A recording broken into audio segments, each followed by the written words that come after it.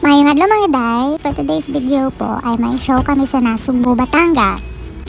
Hinatid ako sa sakayan ni Habibi at may baon pa siya sa akin toasted tinapay.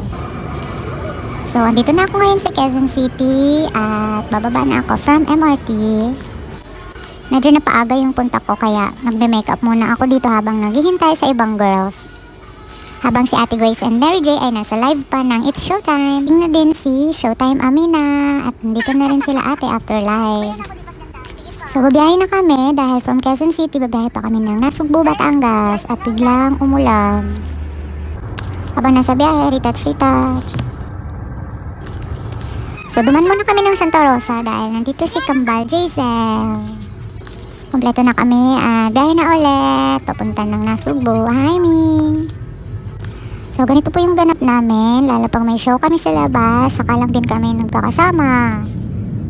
Minsan na lang to, kaya chine-cherish din namin yung moment na magkakasama kami sa mga shows. At ito na nga, na-board na sa biyahe si Showtime Boom Boom Neri, kaya ayan, for content na naman ang ating Team OA. Nakarating na kami ng Nasugbu, at ito, magre-ready kami dito sa bahay nila Showtime Amina.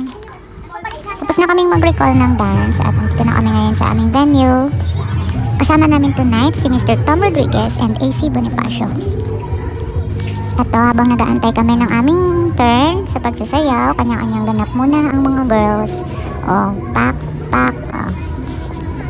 Kulitan lang kami hanggang sa magsayaw na kami sa stage. Ayan na, it's our turn to shine. Tapos na kami sa show. Ayan, may kanya-kanya silang fan. Siyempre, papahuli ba ako? O, diba? After show, nagutom kami. Siyempre, dumaan naman kami ng Tagaytay, kaya nagpares muna kami. Thank you po, Madam Amina. Maulang to for today, mga day. Daghang salamat. Bye!